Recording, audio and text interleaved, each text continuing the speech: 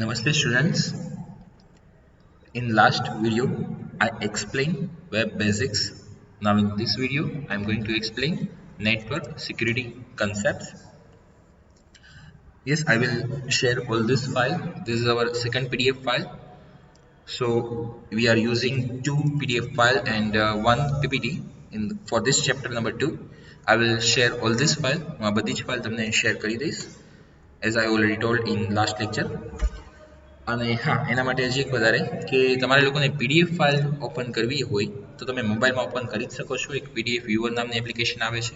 In case તમારા મોબાઈલમાં support ન કરતું હોય તો આ વ્યુઅર એપ્લિકેશન ઇન્સ્ટોલ કરી દેજો, પીડીએફ વ્યુઅર. ઓકે, અને તમારા કોમ્પ્યુટરમાં ઓપન કરવી હોય તો તમારે એના માટે થઈને પીડીએફ વ્યુઅર જોશે જ. એક્રોબેટ રીડર આવે છે, કદાચ તમે સોફ્ટવેરના માટેનો નામ સાંભળ્યું ન હોય તો એડોબ રીડર આવે છે, તો એ તમે ઇન્સ્ટોલ કરી અને આ ફાઇલ ઓપન કરાવડાવી શકો છો. ઓકે, આપણે આપણો ટોપિક જે છે એ સ્ટાર્ટ કરીએ. Network security concept. First topic that is cyber law. Network security બધા અહીંયા ટોપિક્સ આવે છે. ફર્સ્ટ વન આવે છે cyber law. Cyber law is a part of overall legal system that deals with the internet, cyberspace and their respective legal issues.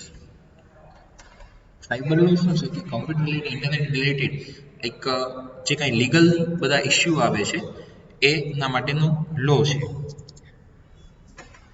Cyber law covers a fairly broad area encompassing several subtopics including freedom of expressions, access to and usage of the internet and online privacy.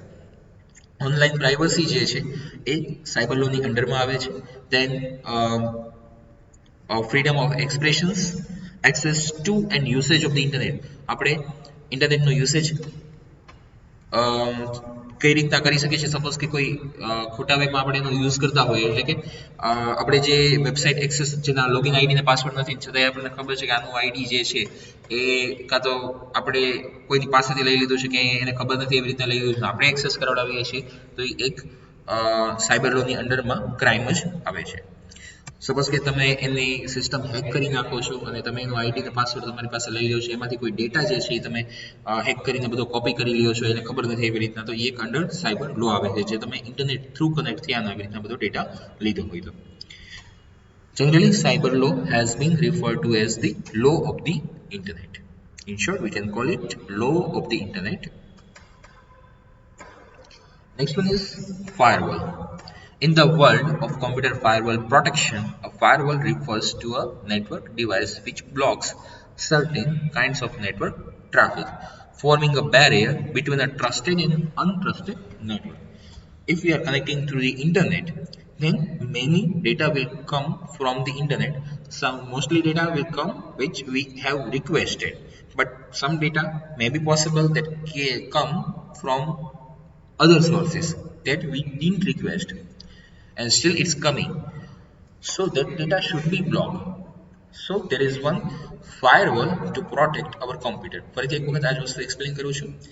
Computer firewall જે છે એ એક એવું work કરે છે, barrier તરીકે work કરે છે કે જે આપણે જે પેજની રિક્વેસ્ટ કરી છે એ પેજ, એટલે કે એને રિલેટેડ ડેટા બધો તો આવતો જ હોય, એ આપણો ટ્રસ્ટેડ ડેટા છે. પણ સપોઝ કે આપણે બીજું કોઈ વેબ સર્વર જે છે એ આપણે એક્સેસ જ નથી કરવાનું, છતાંય એનો ડેટા જે છે એ ત્યાં આપણા કમ્પ્યુટર પર આવી જતો હોય. દેટ મીન્સ કે વાયરસીસ હોઈ શકે છે, એમાં હોઈ શકે છે, ઓર એમાં ટ્રોજન્સ હોઈ શકે છે.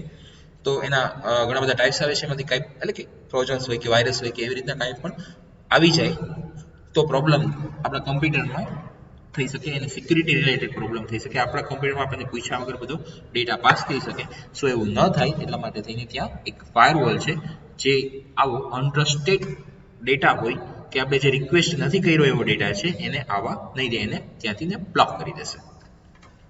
The word firewall originally refers literally to a wall which was constructed to hold the spread of a fire.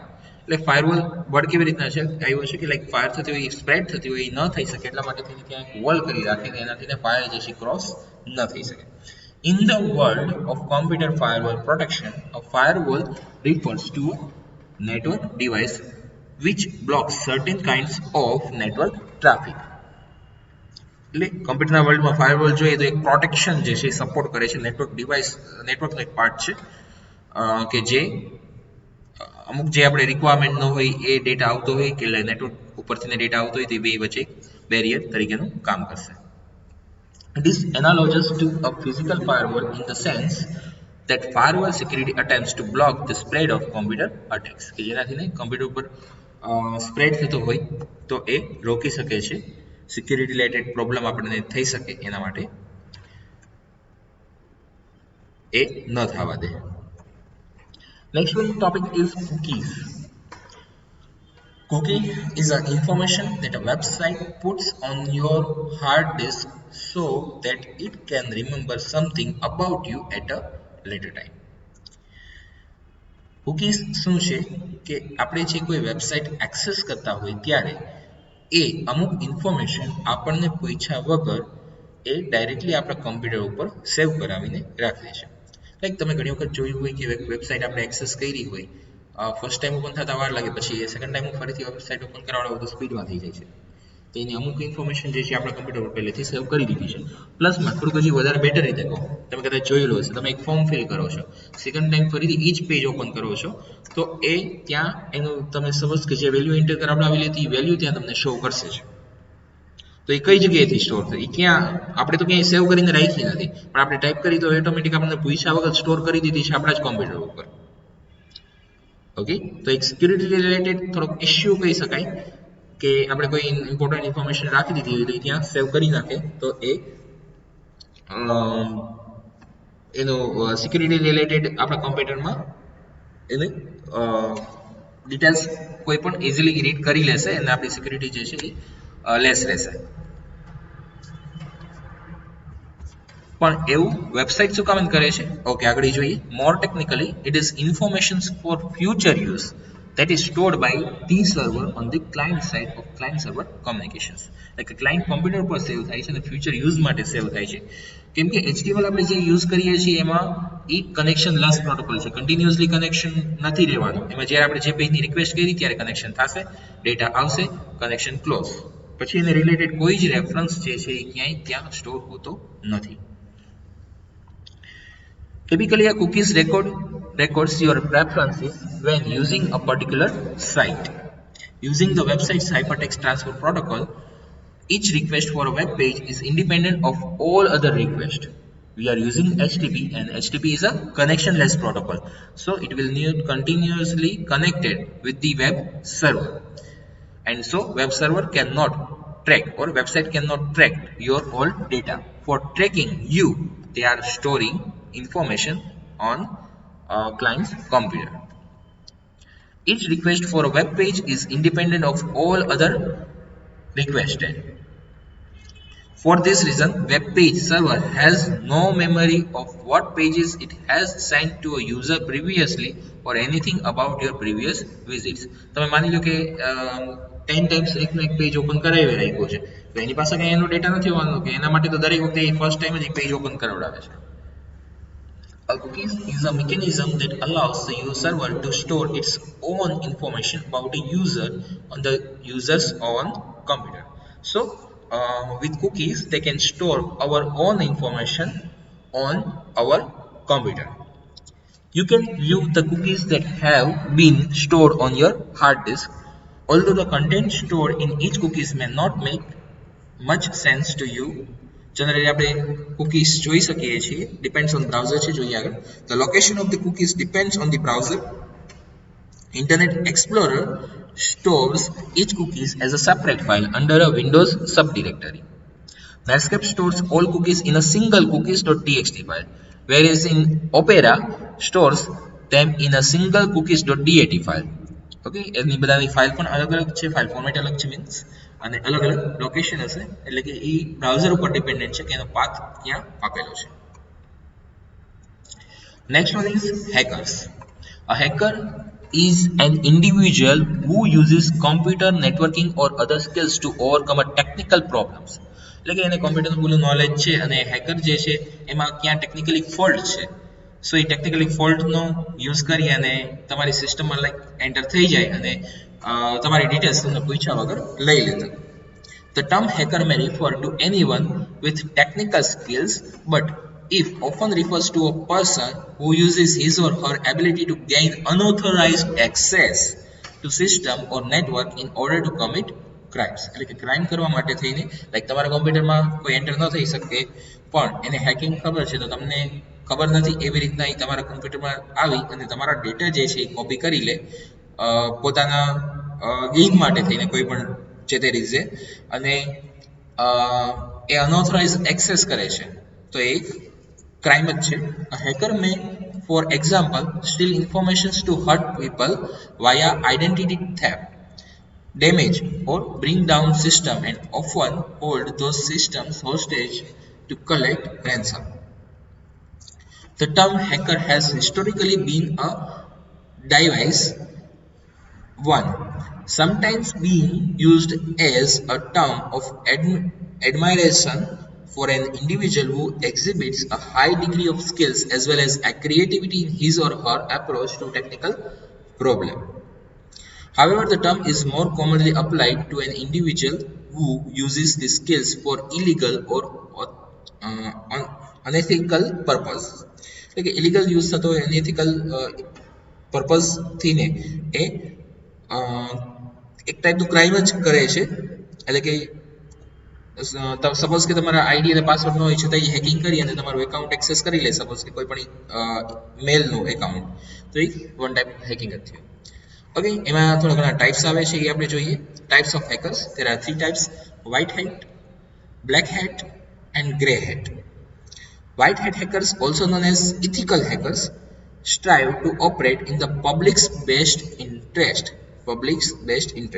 rather than to create turmoil. Many white hat hackers work doing penetration testing hired to attempt to break into the company's network to find and report and security vulnerabilities. The security firm then help the customer mitigate security issue before criminal hackers can exploit them. Okay, I am giving one example to explain this. Suppose કે કોઈ company છે, એ company હેકરને higher કરશે કે તમે આવી અને અમારા સર્વરમાં હેકિંગ કરી અને દેખાડો. એટલે કે અમારો ટેકનિકલ ફોલ્ટ કે રહી ગયો છે એક ટાઈપનું ચેકિંગ કરશે, હેકિંગ કરશે. એટલે કે કંપની જેને બોલાવશે એને હાયર કરશે અને એને કહેશે કે અમારી ક્યાંય સિક્યુરિટીમાં ફોલ્ટ રહી ગયો છે કે નહીં ચેકિંગ કરીએ.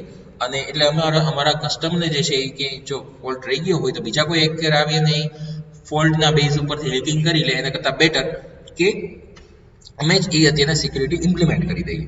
સો એ પર્પઝ થ્રુ એ હેકરને હાયર કરશે. હેકર જે છે ત્યાં કંપનીમાં જઈને હેકિંગ કરશે, જે એના ફોલ્ટ હશે એ લોકો એને ફાઇન્ડ આઉટ કરી અને દેશે. તો આ એક વ્હાઇટ હેટ હેકર્સ કહેવાય છે કે જેનું વર્ક ઇલીગલ નથી, એક ક્રિમિનલ નથી.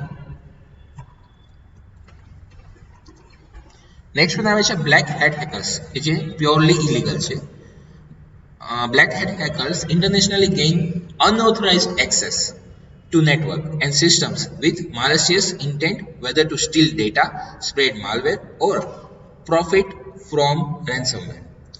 Like unauthorized access થશે અને બધો ડેટા જે છે લાઈક કોપી કરી લેશે કે એમાં માલવેર સ્પ્રેડ કરાવડાવશે કે એની સામેવાળાને સિસ્ટમ જે છે ડેમેજ કરશે કે પોતાના પ્રોફિટ માટે થઈને, તો એને આપણે બ્લેક હેટ હેકર્સ કહેશું.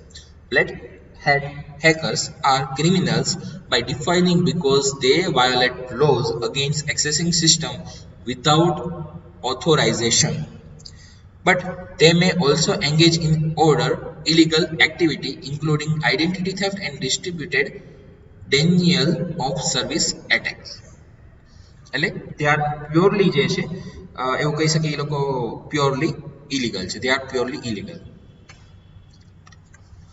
Grey hat hackers falls somewhere between the white hat hackers and black hat hackers.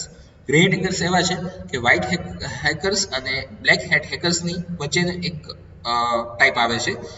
While their motives may be similar to those of white hat hackers, grey hats are more likely than white hat hackers to access system without authorization. At the same time, they are more likely than black hat hackers to avoid doing unnecessary damage to the systems they hack. Grey hat hackers may offer to fix vulnerability they have discovered through their own unauthorized activities rather than using their knowledge to exploit vulnerability for illegal profit. એટલે કે આનું એક એક્ઝામ્પલથી તમને better explain કરું કે white hat hacker અને black hat હેકરની વચ્ચેનો એક પાર્ટ આપણે કહી શકીએ કે ગ્રે હેટ હેકર આવે છે અને ગ્રે હેટ હેકર્સ જે છે અનઓથરાઇઝ એના સર્વરમાં એની સિસ્ટમમાં એન્ટર થઈ જશે અને થોડુંક ડેમેજ કરી નાખશે પણ એ પાછું એ પણ કહેશે કે સપોઝ કે હું આ ડેમેજ જે છે તમારો ડેટા તેનો વયો ગયો છે હું પાછો રિકવર કરી દઉં પણ એના બદલામાં મને કોઈ પ્રોફિટ આપો જે ઇલીગલ તરીકે જ આપણે કહી શકીએ કે પ્રોફિટ લે છે પણ ફરીથી એ રીતના પોતે ડેટા પણ કરી આપે છે જે રીતના હતું એ રીતે ઓકે તો એ એક ટાઈપનું હેકિંગ થશે grey hat hacker. Next one, crackers. A cracker is someone who breaks into someone else's computer system, often a network, bypass password or license in computer program. Password ને bypass કરીને license ને bypass કરી અને computer program માં enter થઈ જશે. Or in other ways intentionally breaches computer security. A cracker can be doing this for profit, maliciously, for some altruistic purpose or cause, or because the challenge is there, some breaking and entering has been done ostensibly to point our weakness in a site security system. એટલે કે point out કરવા માટે થઈને કે તમારી સિસ્ટમમાં જે છે આ ટાઈપનો ફોલ્ટ છે એ પ્રૂવ કરવા માટે થઈ અને ક્રેકર્સ જે છે એ રીતના વર્ક કરતા હોય છે. ઓકે આપણે અહીંયા આપણો topic network security concept basics આવે છે એ ટોપિક ઓવર કરીએ છીએ. આ વિડીયોમાં આપણે આટલું રાખીએ. નેક્સ્ટ વિડીયોમાં નેક્સ્ટ ટોપિક આપણે કન્ટિન્યુ કરશું. Okay thank you.